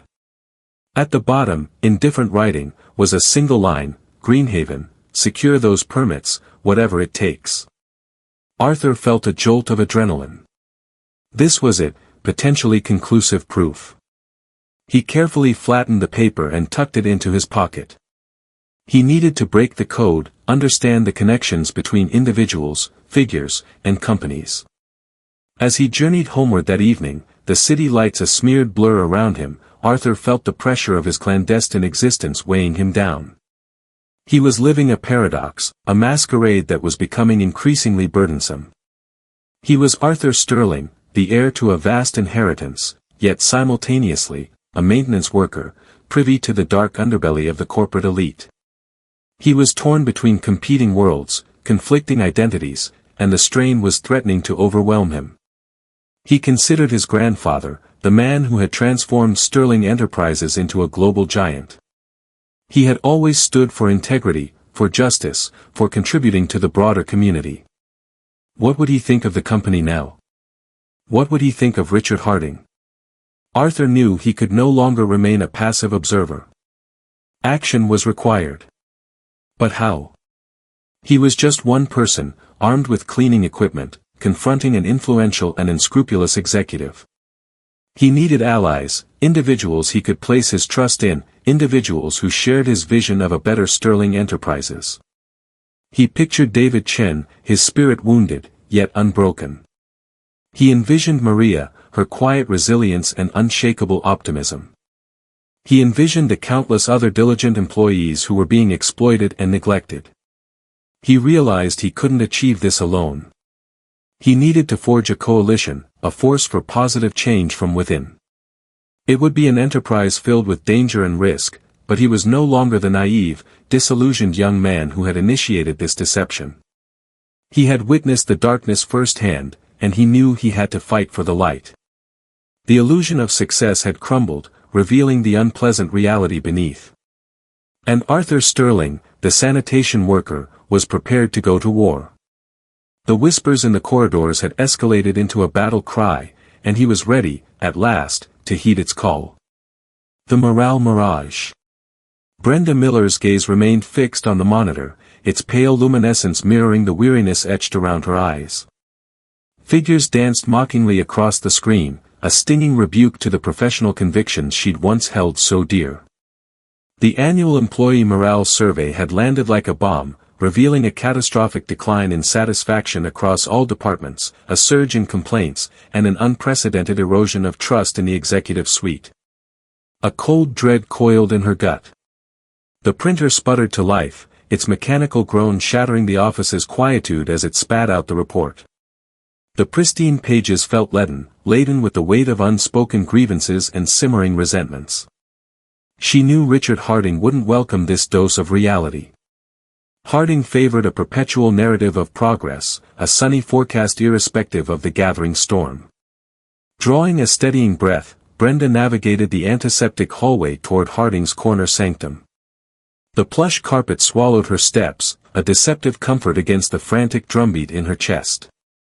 Through the glass partition, Harding was visible, immersed in a call, gesticulating emphatically. The bespoke suit, the costly timepiece flashing on his wrist, the expansive vista of the city skyline, all meticulously curated props in a theater of achievement. A mirage. She lingered outside, the report clutched like a lifeline. At last, Harding disconnected and waved her in. "Brenda, what is it?" he clipped, his tone edged with impatience. The employee morale survey, sir, she announced, placing the document on the vast expanse of his mahogany desk. Harding leaned back, eyes narrowing imperceptibly. And? The results are unfavorable, Mr. Harding, she began, choosing each word with care. There's been a significant dip in employee morale across the board. Certain issues have emerged. He snatched the report, skimmed the initial page, then tossed it aside dismissively. Issues? People always have issues, Brenda. It's why they collect a paycheck. A dry, mirthless chuckle escaped him. But sir, the numbers are concerning. A pattern of disaffection is discernible. Action is warranted, Brenda countered, a note of steel creeping into her voice. Harding's gaze sharpened. Action. We'll act by ensuring next year's survey reflects greater positivity. That constitutes action. Brenda stared, aghast. Sir, that's not how this functions. We can't simply bury the problems. We must ascertain the underlying causes and implement tangible solutions. Harding steepled his fingers, his gaze piercing. Brenda, allow me to illuminate something for you. Perception reigns supreme. If we project an image of success to the board, to our investors, to the public, that then becomes the truth. Is that clear? Brenda's shoulders sagged. Perfect clarity. This was the Sterling Enterprises doctrine. Therefore, Mr. Harding, what do you propose? She inquired, the fight leaching from her cadence. I propose you reanalyze the data. Discover the favorable aspects. Showcase our triumphs. Soften the less appealing details. I trust you grasp my meaning, Brenda. The tone was silken, yet the menace was unmistakable. Brenda glanced down at the report, her spirits plummeting. She understood his meaning precisely. He was enjoining her to falsify. To betray the confidence of those employees who had sought change through the survey. To sacrifice her own integrity. But what alternative existed? A mortgage loomed, a family depended on her. She was one player, an inconsequential component in a colossal machine. What power did she wield? Yes, Mr. Harding, she murmured, her voice barely audible. I understand. A predatory smile flickered across Harding's face. Excellent. I knew you'd see reason, Brenda. Now, proceed. A revised report graces my desk by close of business. Brenda retrieved the report and departed Harding's office, a profound sense of shame and capitulation engulfing her. The hallway air felt heavy, suffocating. She returned to her workstation, the burden of her impending complicity weighing her down. Back at her desk, Brenda stared at the figures, her thoughts racing. How could she slant the numbers sufficiently to appease Harding without completely undermining their credibility? She began with the employee engagement segment, massaging the data to infer a modest upward swing. She rephrased certain negative comments, diluting the language and minimizing the gravity of the complaints. She amplified favorable feedback, regardless of its statistical insignificance. Hours later, Brenda printed the amended report. It was a triumph of artifice, a carefully constructed illusion designed to obscure reality. The numbers remained suboptimal, but showed substantial enough improvement to satisfy Harding, hopefully. The following afternoon, the board convened in the ornate boardroom. The mahogany gleamed under the chandelier's gentle glow. Arthur, now impeccably groomed and attired in a suit eclipsing his sanitation uniform in cost, observed quietly. He watched Harding present the fabricated survey insights, his voice unwavering. As you can see, Harding announced, gesturing to the projected charts, employee morale remains robust across the company. We have noted minor fluctuations, but are proactively addressing such matters with targeted initiatives and improved engagement strategies. Arthur clenched a fist beneath the table. He recognized the doctored data, the deceptive graphs, the outright falsehoods. He saw the board members' expressions, some nodding in concurrence, others feigning attention. They were swallowing it whole. They were buying the illusion. He caught Brenda's eye. She sat silently in the room's periphery, her face drained of color. Their gazes met momentarily, and Arthur discerned a glimmer of guilt and mortification within her. He knew she knew the truth. In conclusion, Harding declared, Sterling Enterprises remains a beacon of workplace excellence. We're dedicated to our workforce, and anticipate sustained positive outcomes in future. Polite applause rippled through the room. The meeting adjourned. Harding had executed his deception flawlessly. As the board members streamed out, Arthur approached Brenda. "Brenda," he said softly, his voice barely cutting through the departing chatter. "I know what you've done." Brenda flinched visibly, fear flashing in her eyes. "Mr. Sterling, I—" "Don't fret," Arthur interjected, raising a hand. "I have no intent to denounce you. But your aid is required. I perceive your discomfort. I believe you desire to act ethically." Brenda regarded him, her eyes a mosaic of aspiration and despair. "What can I do, Mr. Sterling? I'm simply a cog in a machine. I lack the means to challenge him."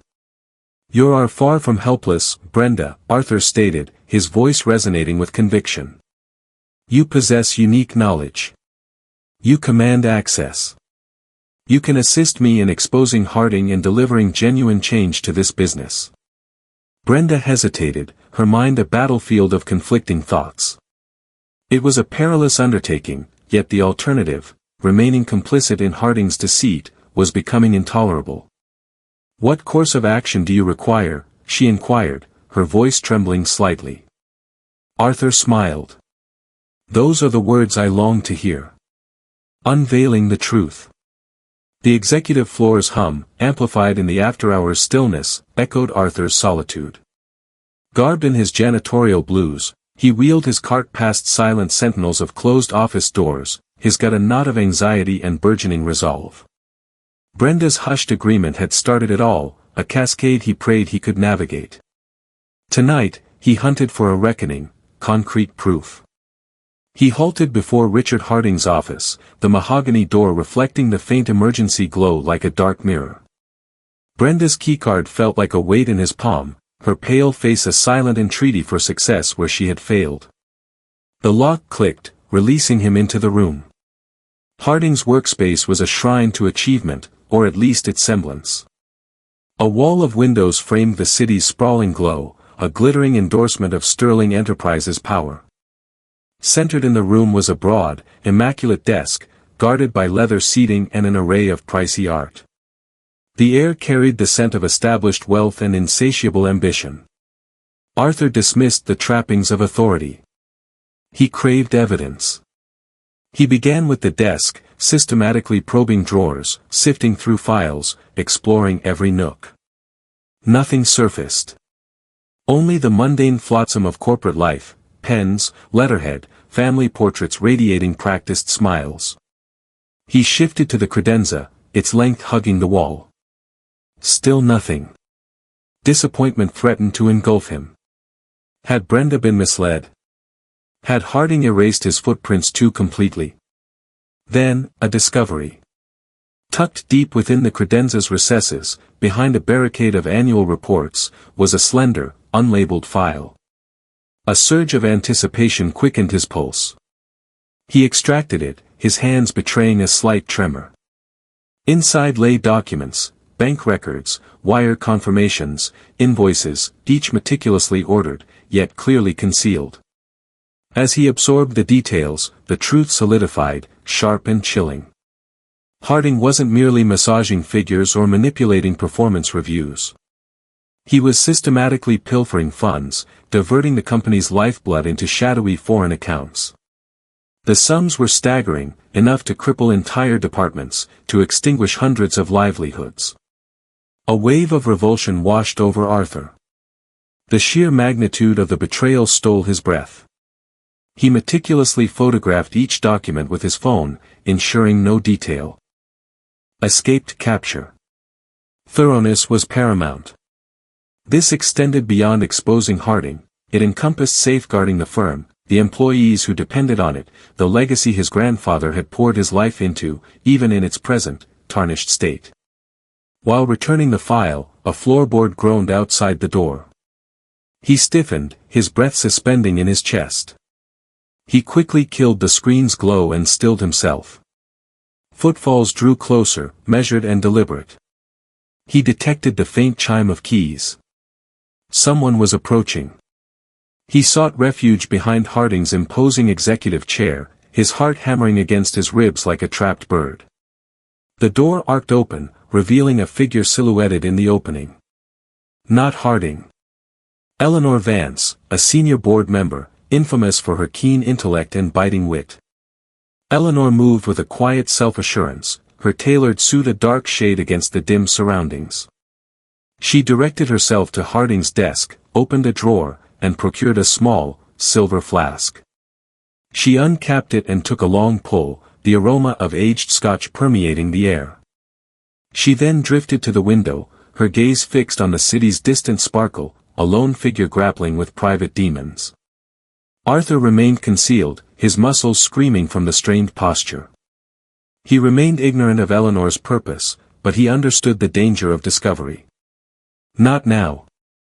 He bided his time, patiently, until she had finished her drink and vacated the office.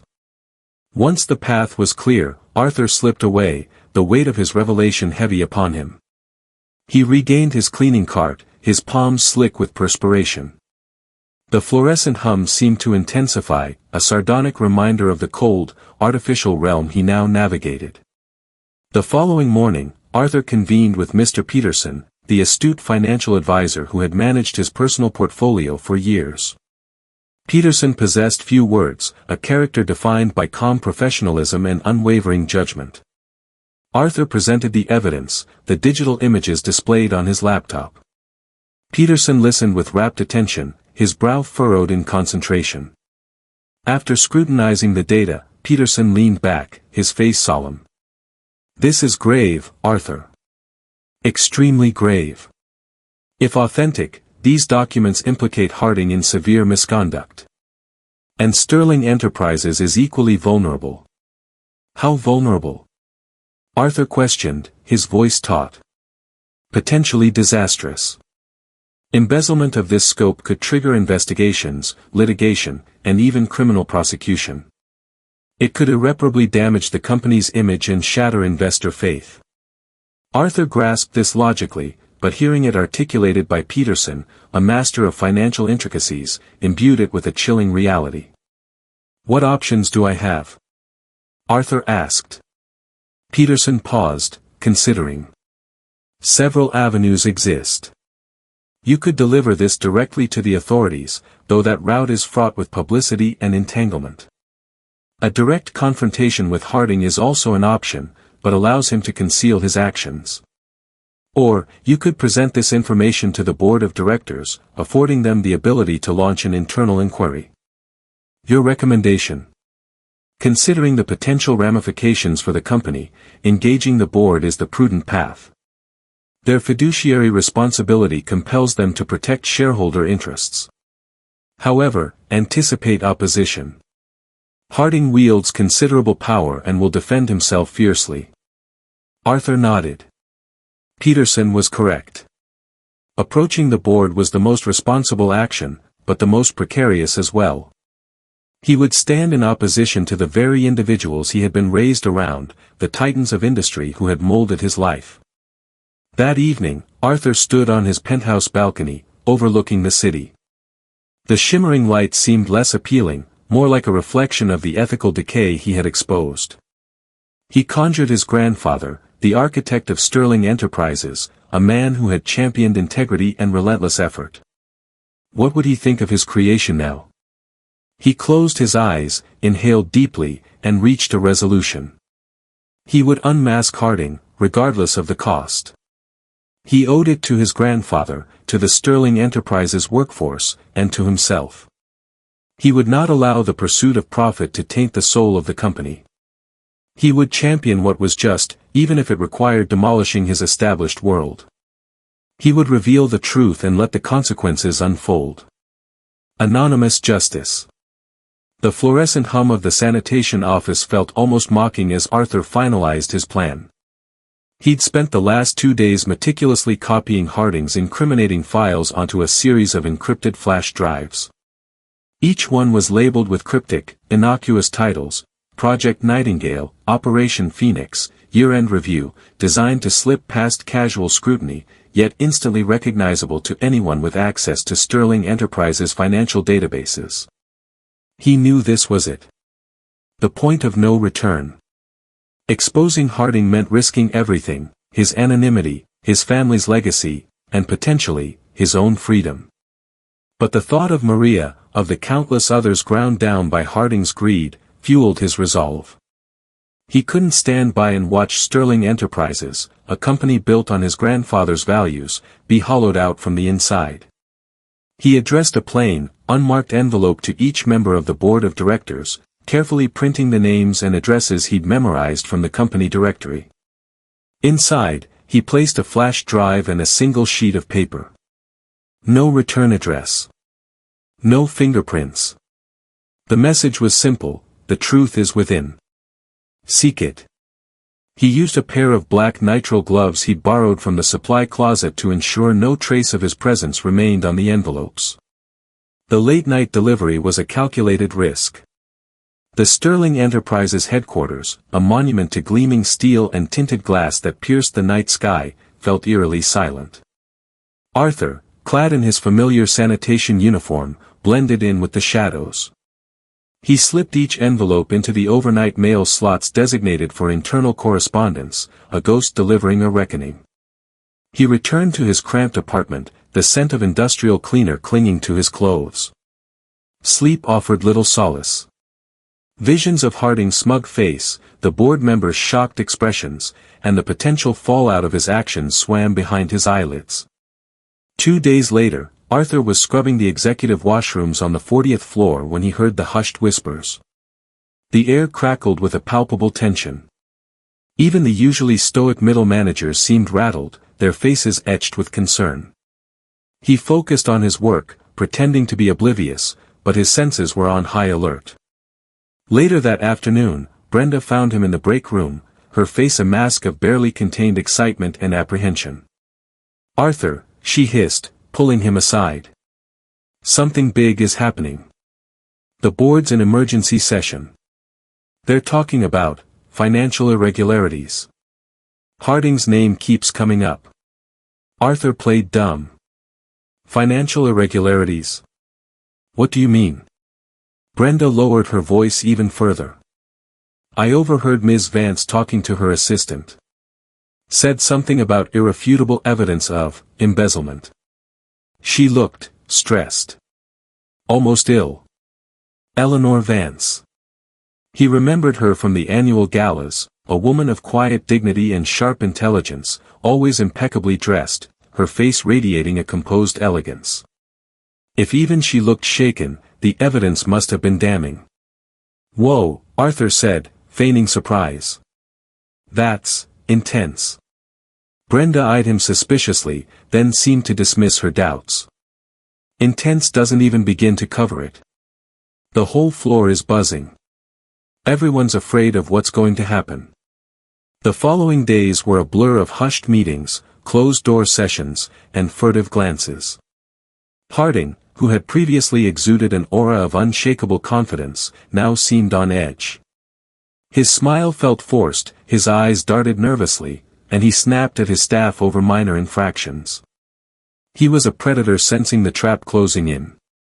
Arthur witnessed one such outburst firsthand. He was emptying the trash bin in Harding's outer office when he heard the executive's voice booming from inside. "Incompetent. This report is unacceptable. Do you understand the implications of this data?" Harding roared. A muffled voice responded, pleadingly. Arthur couldn't make out the words, but the tone was one of fear. "I don't want excuses, I want results. Get out of my sight." Harding bellowed. The door slammed open, and a young woman, her face pale and streaked with tears, stumbled out. She nearly collided with Arthur, muttered a hasty apology, and hurried away. Arthur watched her go, his fists clenching. The illusion of success, the gleaming facade of Sterling Enterprises, hid a dark underbelly of fear and exploitation. Harding's reign of terror was built on the backs of hard-working, decent people.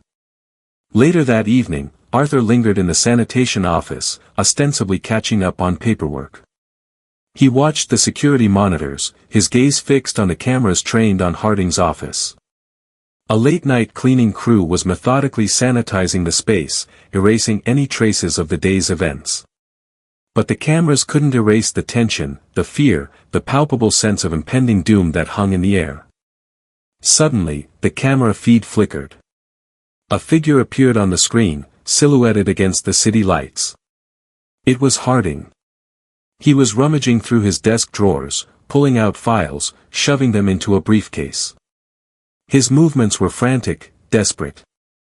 Arthur felt a surge of adrenaline. Harding was trying to cover his tracks. Destroy evidence. He was scrambling to salvage whatever he could before the inevitable collapse. Arthur watched, his heart pounding, as Harding grabbed his coat and hurried out of the office, briefcase in hand. The security cameras followed him as he made his way to the executive parking garage and sped away into the night. Arthur knew then that the game had truly begun. The board had initiated an internal investigation. Harding was aware he was under suspicion. And the truth, like a persistent stain, was slowly but surely seeping through the cracks in the glittering facade of Sterling Enterprises. The illusion of success was crumbling. The janitor's wisdom. The break room tasted of acrid coffee and sharp cleaner, a flavor profile Arthur, or Art, had come to know intimately. Maria Rodriguez was a slumped figure at one of the tables, tremors rippling through her frame. The usual sunlight in her expression had been eclipsed, leaving only deepened creases around her weary eyes. The prior week had seen a subtle decline, her normally crisp efficiency had become a dragging march, her laughter a ghost of its former self. He reached for a scarred mug and filled it with the dark brew, its familiar bite a small solace. "Tough go, Maria," he ventured, aiming for nonchalance. Maria flinched, swiping at her damp eyes. "Oh, Art. Didn't realize you were here. Just, the bills are piling up, you know. Sammy's outgrown his shoes again, and rent. It's just overwhelming." Arthur knew overwhelming was a stark understatement. Fragments of hushed conversations had reached him, Maria juggling extra shifts, barely staying afloat. The knowledge that Sterling Enterprises, his family's legacy, inadvertently deepened her struggle was a constant, bitter pill. The rent, in particular, needled his conscience. He knew Harding's ruthless cost-cutting had disproportionately impacted low-wage employees, squeezing the life out of families like Maria's. "It's like the universe conspires to throw everything at us at once," he responded, easing into the chair across from her. Empty assurances were absent from his tone, he'd learned during his disguise that hollow words were worthless. Instead, he offered the comfort of his quiet presence. A weak smile flickered across Maria's face. "You said it. Feels like for every step forward, I'm yanked back 3. She sighed, tracing the rim of her cup with a fingertip. "I'm at my wit's end, Art." Arthur weighed his options. Revealing his true identity was out of the question. Not yet.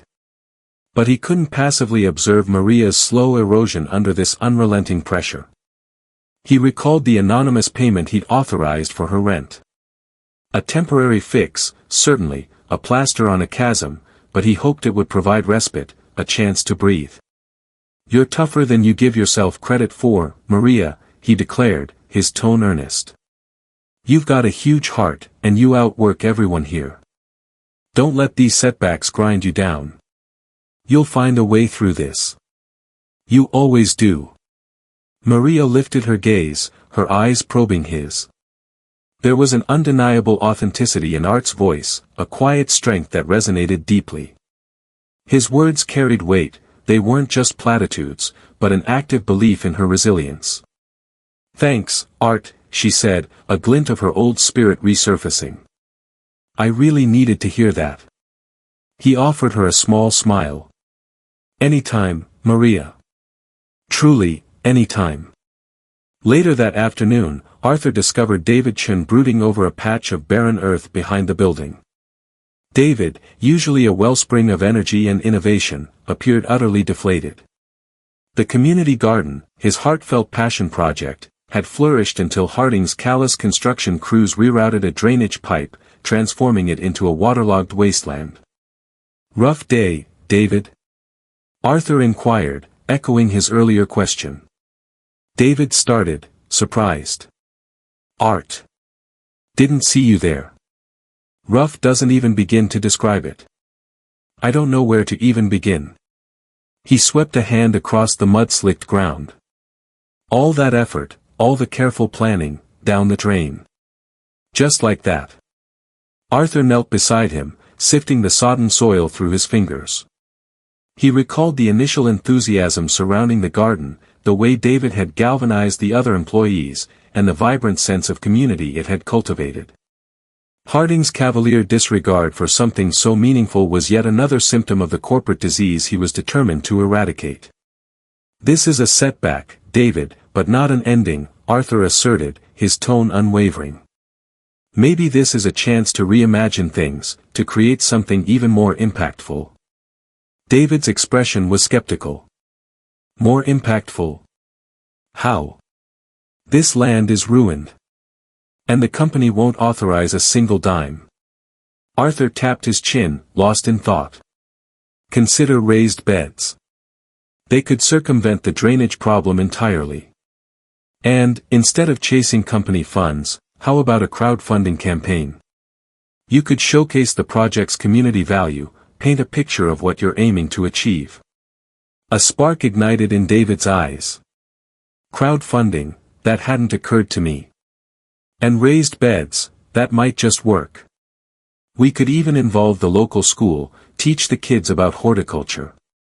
His vitality began to surge back, fueled by Arthur's practical suggestions. They dedicated the next hour to fleshing out ideas, jotting down concepts on a crumpled napkin. Arthur, drawing on his surprisingly useful knowledge of sustainable practices, gleaned during his brief but intense birth child phase in college, contributed ideas about composting, rainwater collection, and natural pest management. David, re-energized by their collaboration, began sketching detailed blueprints for the revamped garden. You know, Art, David admitted, a genuine smile lighting his face, I was ready to throw in the towel. But you've given me a fresh perspective. I appreciate that. Arthur gave him a friendly clap on the shoulder. Don't mention it, David. Just remember, even in the thickest mud, the promise of growth remains. Later that evening, as Arthur prepared to clock out, Brenda Miller approached him, her demeanor hesitant. Her face was drawn, her eyes haunted by a weight of guilt. He'd noted her rising anxiety over the past few days, her averted glances, and the nervous tick in her jaw. He sensed that she was locked in an internal battle, wrestling with the morality of her involvement in Harding's dubious schemes. Art, could I steal a moment of your time, she requested, her voice barely audible. He nodded, guiding her to a secluded corner of the loading dock. The air hung heavy with the stench of exhaust fumes and discarded cardboard. I don't know where to turn, Brenda confessed, her voice trembling. I've made some terrible mistakes, Art. Really terrible. Arthur remained silent, allowing her time to compose herself. He knew she was alluding to the falsified data she'd been pressured to generate, the manipulated reports that served as justification for Harding's relentless cost-cutting measures. I knowingly helped Harding with the cover-up, she admitted, her voice cracking. I knew it was wrong, but I was petrified of losing my job. I have a family to provide for. Arthur understood her fear intimately. He knew the extent of Harding's influence, the way he skillfully manipulated and intimidated those around him. But he also understood that silence was a form of acquiescence. It's never too late to set things right, Brenda, he stated quietly. It won't be easy, but it's the only way to live with yourself. Brenda looked at him, her eyes swimming with anguish. But what if I'm caught? What if I lose everything? That's a calculation you have to make, Arthur answered, his voice firm. But what about the weight of this guilt? What about the people suffering because of Harding's actions? You have the ability to make a real difference, Brenda. Don't let fear hold you captive. He paused, granting her a moment to absorb his words. The path of integrity is rarely easy, but it's almost always the most rewarding in the end. Brenda stared at the floor, her mind ablaze with turmoil. She thought of Maria struggling under the burden of her bills, of David's devastated garden, and of the countless employees who had become victims of Harding's ruthless policies. She thought of her own compromised integrity, the way she had betrayed her deeply held values in the name of self-preservation. I need time to process this, she whispered, her voice barely registering. Arthur nodded. Take all the time you require, Brenda. But remember, there are people who believe in you. People who are depending on you. He left her standing there, alone in the dim light of the loading dock, the crushing weight of her conscience pressing down on her. He knew Brenda was at a critical juncture, facing a monumental decision that would shape not only her own destiny, but the future of Sterling Enterprises as well. He could only hope that the wisdom he had imparted, combined with her innate sense of justice, would guide her to choose truth and transparency. The walls close in. The mahogany table, polished to a mirror sheen, reflected the harsh glare of the boardroom's fluorescent lights and the anxious faces gathered around it. Arthur, relegated to a flimsy chair usually claimed by the stenographer, observed the unfolding drama. Eleanor Vance, her expression a mask of disbelief, slid a weighty file across the expanse of polished wood toward Richard Harding. Richard, she began, her voice barely a breath, these documents, they depict a deeply troubling scenario. Harding leaned back in his plush leather seat, radiating an air of smug control. Troubling? Eleanor, you know how these things go. Always some malcontent trying to make waves. A dismissive chuckle, like fingernails on a chalkboard, scraped against Arthur's ears. This transcends mere disgruntled workers, Richard, Mr. Abernathy, another board member, asserted, his tone gravelly. We're talking about electronic fund transfers, phantom companies, padded invoices, a clear pattern of substantial embezzlement from Sterling Enterprises. Harding's composure fractured. His eyes sharpened, a fleeting shadow of something sinister darkening his features. Absurd. This is a complete fabrication. Someone is deliberately trying to undermine me. Undermine you? Eleanor countered, a crease forming between her brows. With this degree of sophistication? Who would possess such a motive, Richard? He hesitated, a pregnant pause filled with calculation. Arthur could almost hear the cogs whirring in his mind. I suspect I know precisely who is behind this. David Chen. A collective gasp swept through the room. A surge of white-hot anger clenched Arthur's fists. He shot a glance at Eleanor, hoping she recognized the transparent falsehood. David? The groundskeeper? Eleanor queried, skepticism lacing her voice. Yes, Eleanor, the groundskeeper. He's been a persistent irritant for months, griping about budgetary constraints, disrupting corporate functions with his environmental crusading. He harbors a clear resentment.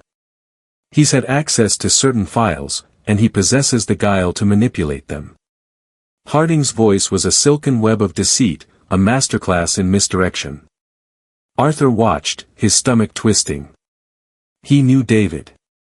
He knew the man's decency, his devotion to the community garden.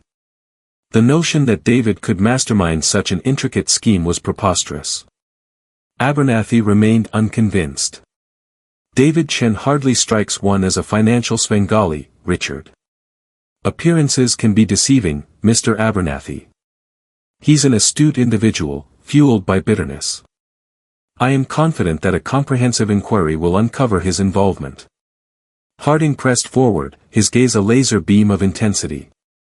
We must act decisively to shield Sterling Enterprises from further harm. Silence descended, heavy and suffocating. The weight of Harding's accusation pressed down on them all. Abruptly, the boardroom doors swung inward. David Chen stood in the entrance, his face ashen but his stance firm. "I heard what you said, Harding," he announced, his voice trembling with barely suppressed fury. "I heard you accuse me of embezzlement." Harding permitted himself a thin smile. "Ah, David. How opportune.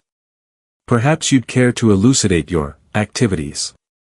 "My activities involve cultivating food for the neighborhood, not pilfering from it," David retorted, advancing into the room. "These charges are ludicrous. I have nothing to conceal." "Oh, really, David? What of the unauthorized access to privileged files? What of your constant cavils and criticisms of my leadership?" Harding pressed, his tone dripping with venom. "I accessed files pertaining to landscaping expenses, nothing more. And my criticisms concerned your policies that are despoiling the environment and harming the local population." David's voice gained volume with each word, fueled by righteous outrage. Eleanor Vance raised a hand, silencing the brewing storm. "Gentlemen, please. This is proving unproductive. David, I understand your frustration, but you must appreciate the gravity of the situation. Richard has presented evidence. Fabricated evidence." David interjected, his eyes beseeching. "He's attempting to frame me to divert suspicion from his own transgressions." Arthur watched the scene unfold, a knot of anxiety tightening in his chest. He needed to intervene, but how? What means could he employ to expose Harding's duplicity without unveiling his true identity? Meanwhile, across town, in a cramped, unassuming apartment, Maria Rodriguez surveyed the towering pile of bills on her kitchen table. Red notices, final demands, and threats of service termination painted a bleak portrait of her fiscal woes. The unexpected donation had offered a brief reprieve, but the relief was ephemeral. Her gaze settled on the faded photograph affixed to her refrigerator, a snapshot of her and her late husband, Luis, radiating joy on their wedding day. He had always been her lodestar, the steadfast hand guiding her through life's tempest. Now, she felt unmoored, buffeted by tides of uncertainty and despair. Her thoughts drifted back to Art, the quiet, self-effacing sanitation worker who had extended such warmth. There was something about him, a certain incongruity. His queries about Sterling Enterprises, his authentic concern for her situation. He was too insightful, too empathetic for someone in his position. She reached for her phone, her fingers hovering above Art's number. She needed to speak with him, to pose some questions. A sudden realization struck her, a jolt of intuition that sent a chill tracing its way down her spine. What if Art wasn't who he claimed to be? What if he was entangled with Sterling Enterprises in some clandestine fashion? Back in the boardroom, the atmosphere was electric. David stood firm, his voice resonant with truth and conviction, while Harding maintained his composure, his mask of innocence unyielding. The board members shifted uneasily, their expressions a blend of skepticism and bewilderment. Arthur realized that silence was no longer an option. He had to act, to unmask Harding's deceit and safeguard David from becoming a pawn. But how? He drew a deep breath, his mind reeling. He required a strategy, a means of revealing the truth without jeopardizing his mission.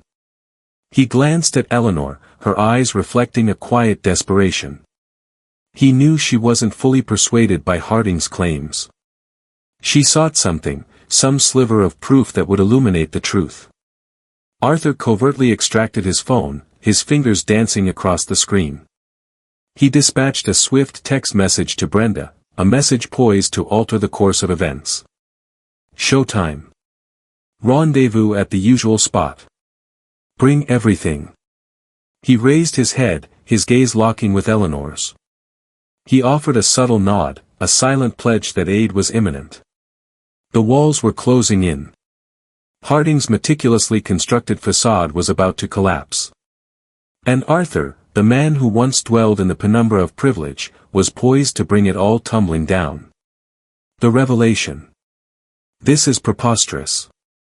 David Chen bellowed, his outrage shattering the boardroom's heavy silence. 20 years I've dedicated to Sterling Enterprises. I wouldn't pilfer a paperclip.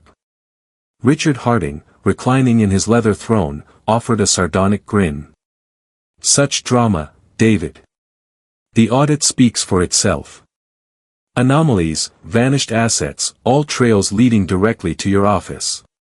A dismissive flick of the wrist. Regrettable, of course, but no one is above scrutiny. Eleanor Vance, the board's chairperson, furrowed her brow, her gaze bouncing between Chen's incandescent fury and Harding's smug assurance. Richard, absolute certainty. David's record has been impeccable. Doubts nagged at her. The narrative felt too pat, too conveniently framed. Before Harding could respond, a voice sliced through the air. He's lying.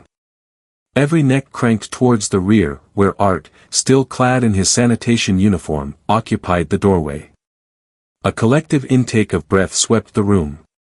Harding's carefully constructed facade crumbled, his complexion paling beneath the bronzer. Art. What is the meaning of this intrusion? Eleanor Vance demanded, her voice a blend of bewilderment and displeasure. Art moved into the space, his focus laser-locked on Harding. The overhead lights bounced off the pristine floor, reflecting in his unwavering gaze. He halted just short of the table, the reek of disinfectant clinging to his clothes, a jarring contrast to the air thick with expensive cologne. My name is Arthur Sterling, he declared, his tone clear and carrying. And Richard Harding is attempting to scapegoat an innocent man to conceal his own malfeasance. A palpable hush descended. Chen gaped, his jaw unhinged. Beside Harding, Brenda Miller clutched her pen with such force her knuckles bleached white. Eleanor Vance appeared poleaxed. A murmur rippled, a discordant chorus of incredulity and alarm. Harding, recovering with surprising speed, emitted a grating laugh. Arthur. Don't be absurd. This is some kind of prank. Get out before I summon security. He waved a dismissive hand. Arthur remained unmoved. I've been operating undercover at Sterling Enterprises these last few months. I've witnessed firsthand the rot that's been allowed to flourish under Richard's watch. And I have the proof. He inclined his head toward Brenda, who recoiled almost imperceptibly. She fumbled in her briefcase, her hands trembling, and retrieved a USB drive. With unsteady fingers, she inserted it into the computer tethered to the boardroom's colossal display. Brenda. Harding's voice was a guttural snarl, laced with threat. What do you imagine you're doing? Brenda avoided his gaze. I can't participate any longer, Richard. It's wrong. The weight of her complicity, the constant specter of discovery, had finally become crushing. The screen flickered, then blossomed with a cascade of incriminating data, fabricated invoices, wire transfer confirmations, offshore account summaries, a meticulous chronicle of Harding's scheme to bleed millions from Sterling Enterprises into his private coffers. The evidence was incontrovertible, a damning testament to his avarice. A new wave of murmurs surged, louder and laced with fury and betrayal. Eleanor Vance scrutinized the display, her features hardening with each new revelation. Chen watched, the first tendrils of vindication creeping across his face. These are forgeries. Harding spat, his face now apoplectic. Chen must have manipulated these, and roped her into the charade. Arthur advanced, his voice even but resolute. Those accounts bear your signature, Richard. The transactions are linked directly to your personal email.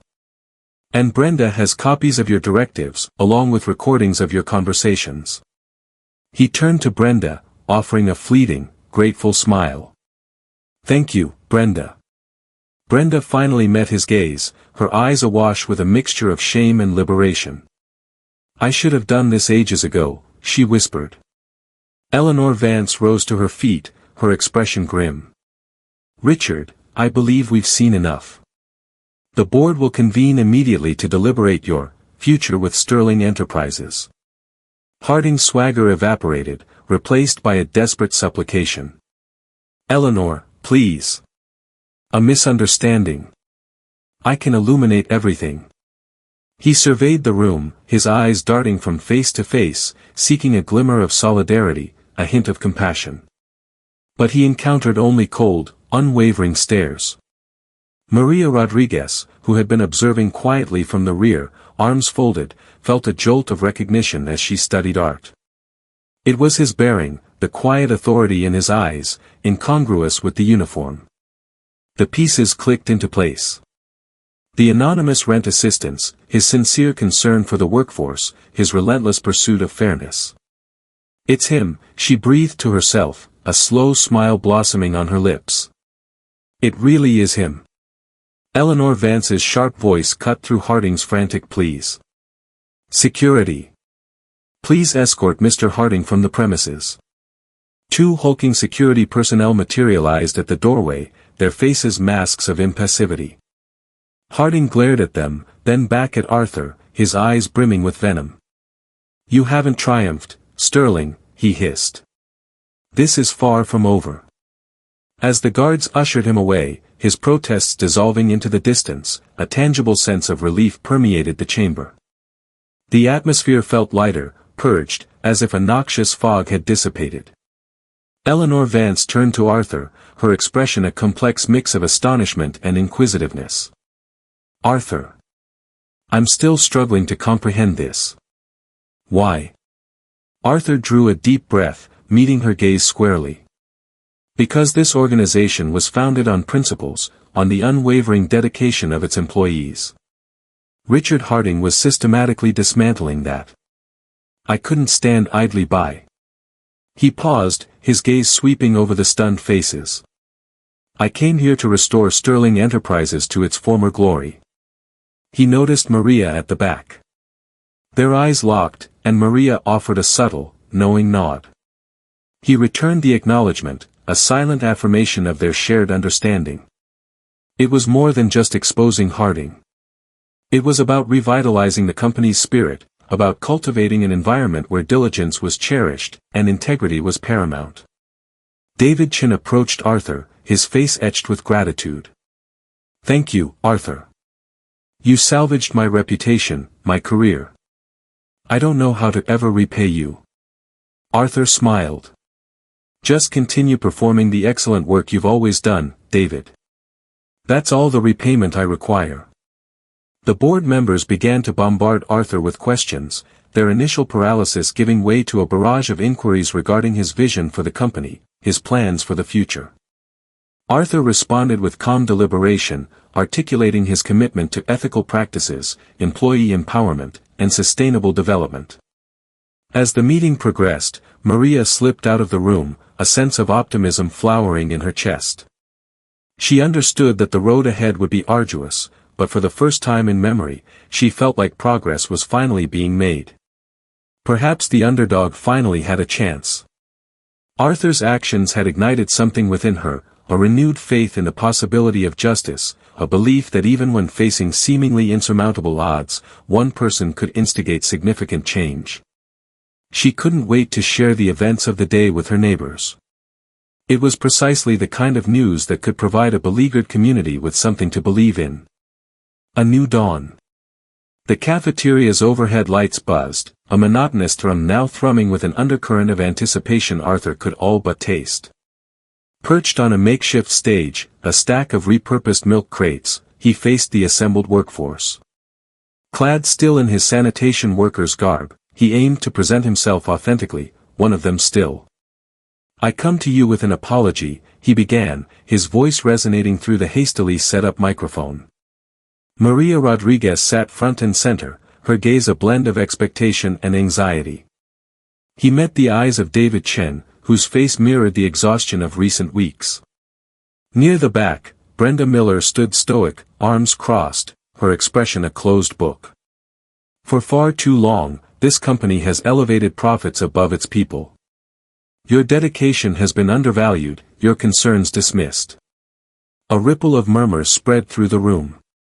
Arthur's voice gained strength. I was operating in the dark. Clouded by privilege, deceived by the perceived triumph associated with the Sterling name. But now I see. I've been in your places. I've handled your refuse, sanitized your facilities, and listened to your experiences. I am deeply ashamed of the reality I uncovered. He paused, allowing the weight of his words to settle. Richard Harding's behavior represented a betrayal, not solely of this corporation, but of each of you. Rest assured, he will answer for it. However, his removal represents only the initial measure. The genuine labor commences now, re-establishing trust, restoring ethical standards, and forging a Sterling Enterprises deserving of our collective pride. Eleanor Vance, the board chairperson, stepped forward, her presence adding gravitas to Arthur's pronouncements. The board stands resolutely behind Arthur's vision, she declared, her voice unwavering. We pledge ourselves to a new chapter characterized by transparency and morally sound leadership. Arthur detailed the changes he intended to enact forthwith: a significant increase to the minimum wage, comprehensive medical coverage for all personnel, including part-time staff, enhanced safety guidelines, and a clear pathway for reporting grievances without fearing repercussions. He announced the revival of David Chen's renewable energy initiative, allocating substantial resources towards its realization. He observed incredulity bloom across David's features. And there's more, Arthur continued. We are establishing an employee assistance fund, seeded initially by my family's resources, to offer aid to staff confronting unforeseen financial hardships. He glanced towards Maria, recalling her quiet desperation. The response was immediate. A wave of applause surged forward, enveloping him. Maria's eyes welled with tears, a grin of relief stretched across David's face. Even Brenda's demeanor softened, a spark of optimism igniting within her gaze. The subsequent weeks became a whirlwind. Arthur devoted himself entirely to restructuring the organization. He engaged with every department, addressed every worry, and worked relentlessly to institute the promised improvements. The initial cynicism waned, yielding to a tentative optimism. The towering structures of Sterling Enterprises, once emblems of stark ambition, now seemed to reflect a hint of something more: possibility. David Chen's project was resurrected with renewed vigor. The team, once demoralized by Harding's sabotage, tapped into a wellspring of energy fueled by Arthur's support. Prototypes materialized, trials were conducted, and the potential for a genuine paradigm shift in sustainable energy became increasingly compelling. David, his ardor rekindled, labored tirelessly, driven by a profound sense of purpose. One afternoon, Arthur summoned Maria to his office. Having exchanged his sanitation uniform for a suit, he nevertheless cuffed his sleeves, a reminder of his time on the front lines. Maria entered cautiously, her eyes wide with uncertainty. "Maria, please, have a seat," Arthur invited, gesturing to a chair. "I wish to personally express my gratitude for all you've done. Your dedication, your integrity. They proved pivotal in exposing Harding's wrongdoing." Maria shifted uncomfortably. "I merely did what was right, Mr. Sterling," she responded softly. "And for that, you deserve acknowledgement," Arthur replied. He handed her a sealed document. "Inside, you'll find your promotion to head of community outreach.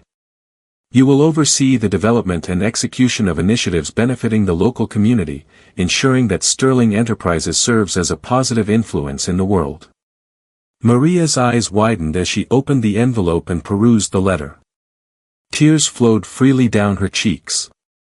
I am at a loss for words, Mr. Sterling," she stammered. "This exceeds anything I ever imagined." "You earned it, Maria," Arthur said, smiling. "And I am confident you will excel." Maria's promotion garnered unanimous approval. Her peers recognized her diligence, her empathy, and her steadfast resolve to uphold ethical principles. She became an embodiment of the revitalized Sterling Enterprises, proof of the power of integrity and the potential for transformation. The Employee Relief Foundation was rapidly established, and Arthur ensured Maria sat on the board overseeing it. Arthur saw to it that Maria's case was the foundation's first order of business, advocating for the foundation to retrospectively cover her overdue rent. Later that day, Arthur visited Matteo at the hospital. The boy was sitting up in bed, engrossed in a coloring book. His face brightened upon seeing Arthur. "Mr. Arthur!" Matteo exclaimed, dropping his crayons. "Mommy said you're the one who helped us." Arthur settled on the edge of the bed. "Your mom is a remarkable person, Matteo," he said, tousling the boy's hair. "She is a hard worker, and she cares deeply about others." "She's the best," Matteo said proudly. "She always cheers me up, even when I'm not feeling well." Arthur smiled. "I know she does. And I want you to know that she won't have to worry about finances anymore. She can concentrate on looking after you, and on supporting others." Matteo seemed to grasp the situation, his eyes gleaming with gratitude. "Thank you, Mr. Arthur," he said quietly. "You're a good man." Arthur felt a constriction in his throat. He realized that this, assisting Matteo, supporting Maria, empowering David, constituted the genuine measure of accomplishment. It extended beyond wealth, authority, or status. It concerned effecting positive change in the lives of others.